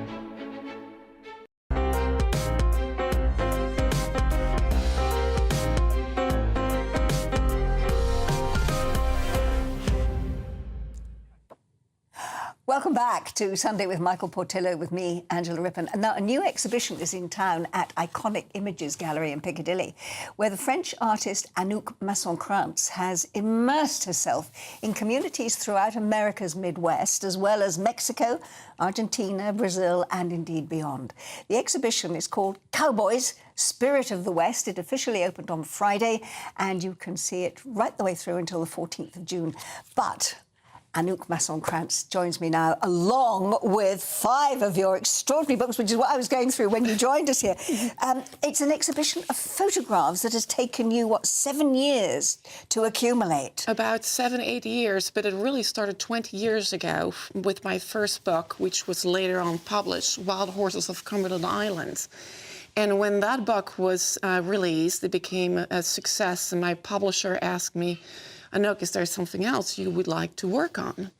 And I said, cowboys. And hence the hat. It looks wonderful, by the way. Thank you. I love it. Thank you.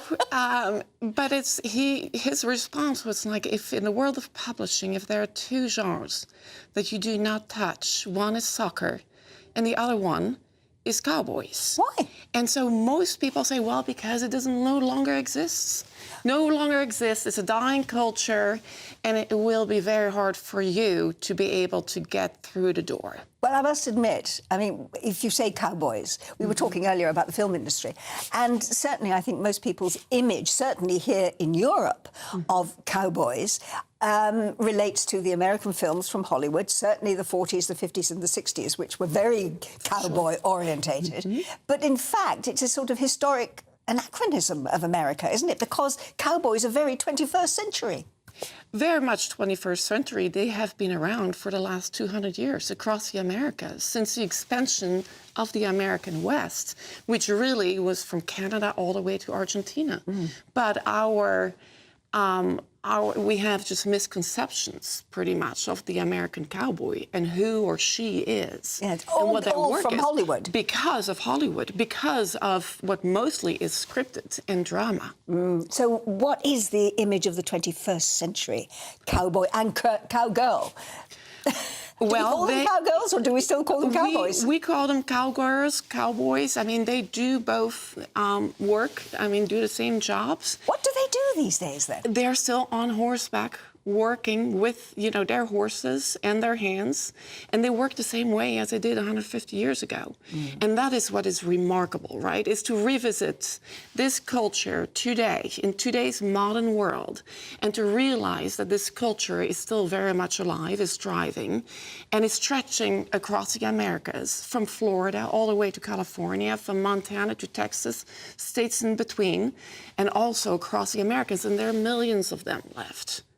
That is extraordinary, because you would assume in the 21st century, yes, of course, they herd cattle most of the time. I mean, that is what the cowboy does. And they still do today. And they still do. But you would assume that they'd be in mechanised vehicles. I mean, like a lot of British shepherds, for instance, now use those, I've forgotten what they're called, but they're sort of mechanised little things that they go around. Little ATVs. Little ATVs. Right. And they don't use them.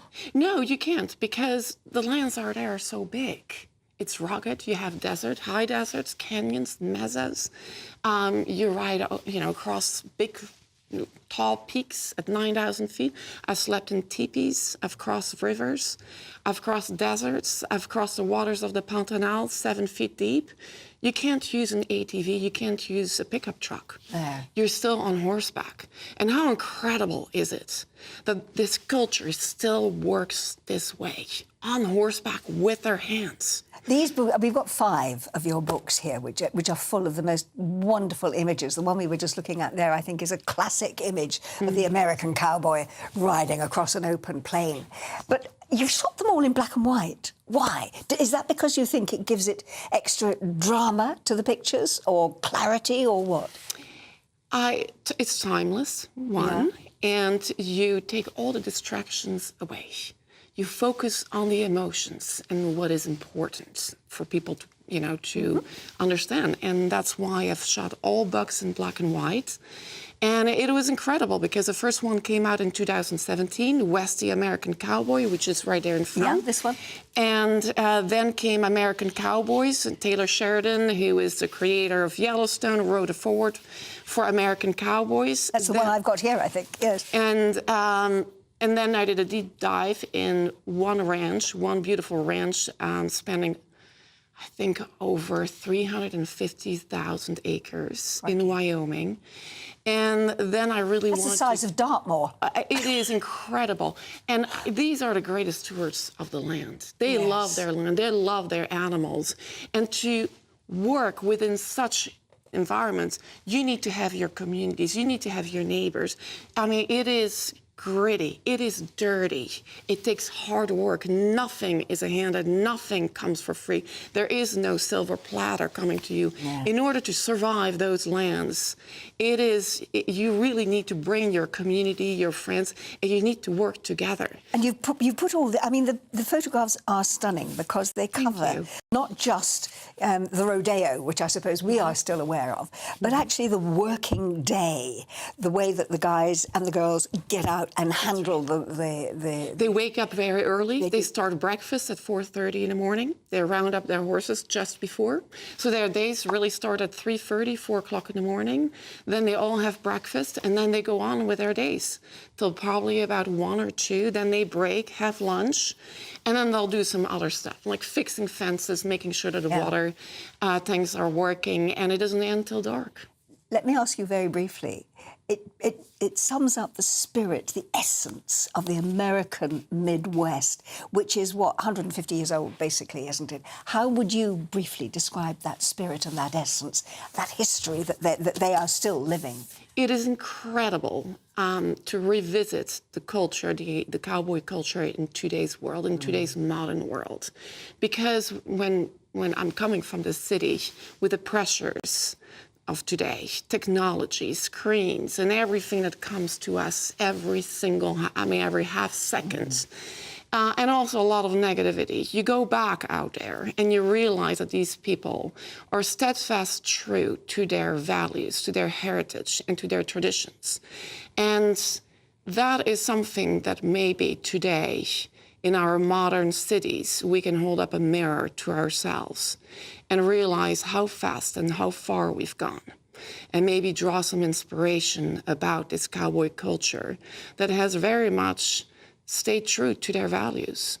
Well, and heritage is so important, right? Exactly. They're the backbone of our nations. You illustrate it beautifully in every one of your 5 books, so I hope people will go and enjoy the exhibition. Thank you so much for having me. Thank you very much. Thank you for the pleasure of seeing your photographs. Thank you very much indeed. Coming up, tonight is BAFTA TV Awards night, and I'm going to find out who the runners and riders are for the gongs next. This is Sunday with Michael Portillo, but for today with me, Angela Rippon, here on GB News. Be nice to escape the grey. Clear skies, here we come. As clear as our travel insurance. All Clear Travel Insurance sponsors GB News travel destinations forecast. The area of low pressure moving towards the UK at the moment is also going to be affecting parts of Europe as well. Widespread showers and thunderstorms over the next couple of days, particularly for France, but also into parts of northern Spain and Portugal. Some of the driest conditions actually down towards Gibraltar and southern areas of Iberia. Some showers also developing across parts of Italy, through the Adriatic and potentially over towards Greece as well. Turkey not faring too badly, but overall things will be settling down as we head over the forthcoming week with drier conditions prevailing. All Clear Travel Insurance sponsors GB News travel destinations forecast. We're proud to be GB News, the People's Channel. And as you know, we always love to hear your views. Now, there's a new way of getting in touch with us at gbnews.com/yoursay. By commenting, you can be part of a live conversation and join our GB News community. You can even talk to me, Bev Turner, or any of the members of the GB News family. GB News Breakfast. Every day from 6 a.m. He's not just the first Brit, he's the first European, is that right, to win the Grand Slam? To win the Grand Slam. See, the Grand Slam is something that's never really mentioned because it's so rare to win all 4 majors. Well, this is what I was going to head to. Can you get closer, get back into we can hang out with Rory for a while? Rory would be our mate. He would be great. I think he'd get on great with us. I tell you what he is. He's the most ordinary guy. You meet him. I remember one night, he's good company. Yeah. And I always thought that there was a weakness with him, that he was too friendly with too many people. Yeah. I mean, people I'll not name, but I remember, people at the height of their career and they're watching games or they're watching... I remember once at the snooker tournament, walking up to a player and saying, incidentally, when this is over, could I... And he just said, shut your mouth. You are kidding me. Yeah, he turned is he alive or is he dead? Oh, he's very famous. And he said to me, never... And he was wearing sunglasses and he took them off. He said, never, ever interrupt me when I'm watching snooker.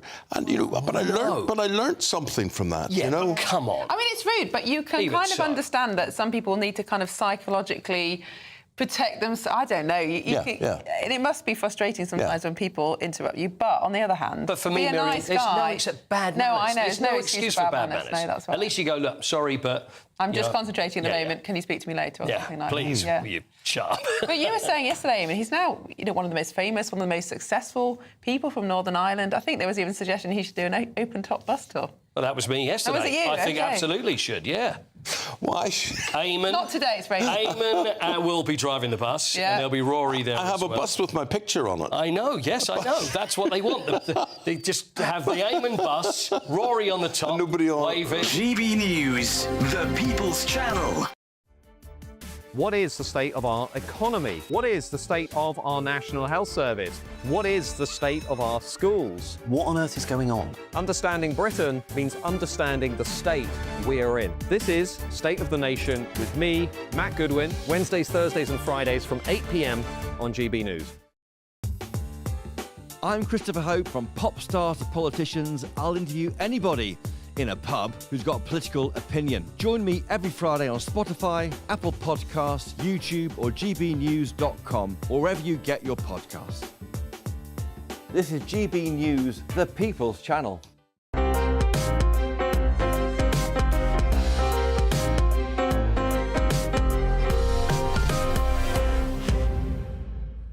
Welcome back to Sunday with Michael Portillo. For today, with me, Angela Rippon. Now, tonight is the 2025 BAFTA TV Awards taking place, and Film Awards, of course, taking place at the South Bank Centre's Royal Festival Hall. Now, the ceremony is going to be hosted by Scottish actor Alan Cumming, and among the shows up for gongs are Traitors, Ludwig and Gavin and Stacey. And joining me now to provide a preview of some of the awards is showbiz journalist Sarah Louise Robertson. Sarah, thank you so much for joining us.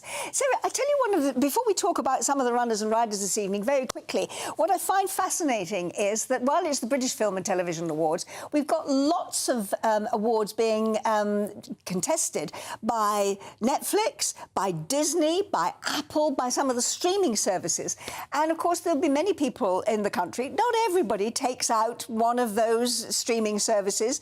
There are films coming up that people have actually never seen. Yes, that's correct, Angela. It's a real mixed bag this year, a real variety. And as you say, some of the big entries are things like Baby Reindeer, which we saw on Netflix, which obviously took the TV world by storm last year and caused a lot of controversy for various reasons. I think Netflix, I'm not sure if they're still being sued at the moment over it by the person who it was supposedly based on. But yes, it's going to be a really interesting night tonight to see who are going to be the big winners. But I think it's going to be the real sort of British stars, kind of more like the old school stars. So like, you know, your shows, when I say that, I mean your shows like your Gavin and Stacey's, I think is going to do very well this evening. I also think shows that made an impact on the news, which was things like Mr. Bates versus the Post Office. I think that is going to do very well. Monica Dolan, the lead actress, she's up for lead actress in that, and she's also up for supporting actress in another drama, Sherwood. But I think we're going to see this one do very well this evening, and so it should. It was I think this show, Angela, for me, showed the power of drama to affect change for good. Yeah, so to affect change for positivity and for good. So I think that's what this showed there. Yeah. And I don't know if you agree with me on that. But I think there's a history of television doing precisely that. When you think about, I can go back to Cathy Come Home, which I think probably was one of the very first television productions that had a major impact on the nation and on government decisions. Policy, that's exactly it. And, you know, we're still seeing the ripple effects of this ITV drama still going on now. It's still being discussed in the news from Mr. Bates, the post office. Yes. So I'm rooting for them because I think it's important to give them that recognition. And also, they were all fantastic, a fantastic cast. So, yeah, so I think they're going to do well. As I say, Gavin and Stacey, they're up for most memorable moment. But also up for most memorable moment, Angela, is Diane Boswell from our lovely Strictly Come Dancing. For that wonderful dance to You Never Walk Alone, yes. which was so important. I voted for them. I am rooting for them in that particular class because I think it was outstanding. I'm also rooting, though, I have to tell you, for Gary Oldman in Slow Horses. Apple, and again, not everybody will have seen it, although I think one of the terrestrial stations have taken it up now. Gary Oldman, I mean, I think he's in the category for Best Actor. And David Tennant, you see, for Rivals Disney. Again, how many people managed to see it because we don't all have that streaming service. But for me, Gary Oldman, I will be rooting for him this evening. If you haven't seen it, I have to tell you, he's quite brilliant at it. And I get the feeling that if you haven't seen it, let me just tell you that you can almost smell him through the television because he plays a character that must constantly be smelling of booze, cigarettes. He looks as if he hasn't had a bath for the best part of a month. Absolutely fantastic. Who's your bid for the lead in that?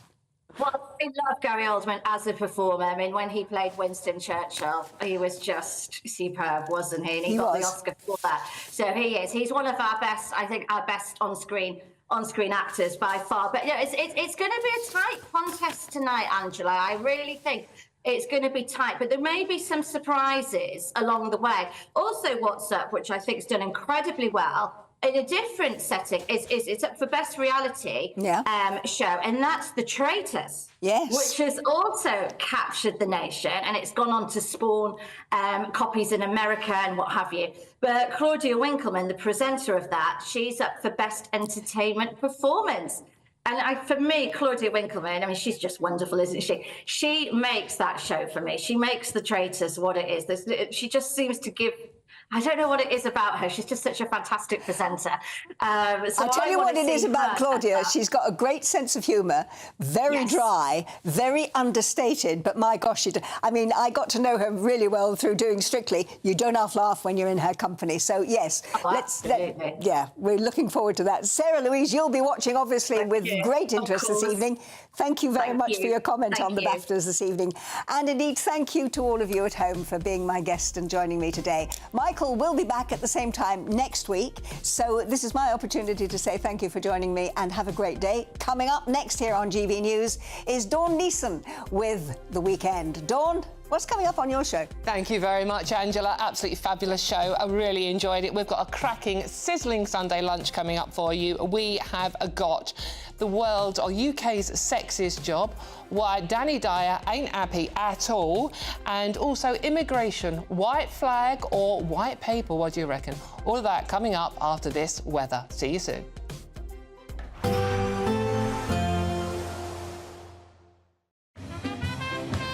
There will be a light breeze in the morning, leading to a warm front. Boxed heat pumps, sponsors of weather on GB News. Hello there, good afternoon. This is your latest GB News weather update provided by the Met Office. We've not seen many spring showers around so far this season. That will be changing over the next few days. Even today, we do have some showers already being drawn in by this occluded front down towards the southwest. Increasingly, as we head over the next few hours, parts of Somerset, Dorset, up into the Midlands and southern areas of Wales could see some locally heavy, even thundery downpours, maybe even some hail in there as well. It will be turning cloudier for Northern Ireland with some rain developing this evening and overnight, that eventually spreading into western parts of Scotland as well. Generally drier out towards the east. Mild night for most of us. Some of us could see temperatures holding up around 13 to 14 degrees Celsius. It will be a cooler start to the morning for the northeast of Scotland though, and here as well we will also have some low cloud lingering around coastal districts, so a touch misty and murky in places. This will tend to burn back throughout the morning, but I think for the Northern Isles the cloud could persist throughout a good portion of the day. The rain in the west will also gradually ease throughout the day.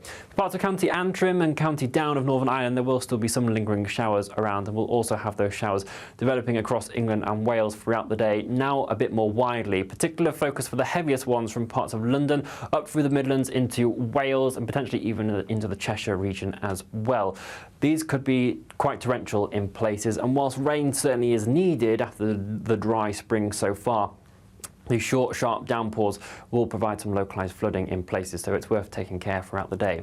Nevertheless, if you see the sunshine, it's going to be feeling very warm for the time of year, with highs of 25 degrees Celsius in places. These showers will rumble on as we head throughout the evening, potentially spreading into more areas of northwestern England later on, generally fading as we head into the latter stages of the evening and overnight. Showers will ease on Tuesday, and then high pressure builds in once again from Wednesday onwards to allow a settling down of things, a lot of fine, dry weather to come. Bye-bye. Expect a warm front, moving from the kitchen right through to the rest of the house. Boxed boilers, sponsors of weather on GB News. You could be the next big winner on the road in this brand new Alnag Baron 560 motorhome, courtesy of Marquis Leisure. Imagine the fun you could have in this luxurious home from home worth over £67,000. We'll also give you £5,000 in tax-free cash to make your next getaway a great one. And it could be all yours. For another chance to win the lot, text WIN to 63225. One entry costs £2.50 plus one standard network rate message. Or text bonus to 63225. 5 entries cost £5 plus one standard network rate message. Go to gbnews.com/win. Entries start at £2.50. Call 0903 686 3232. Calls cost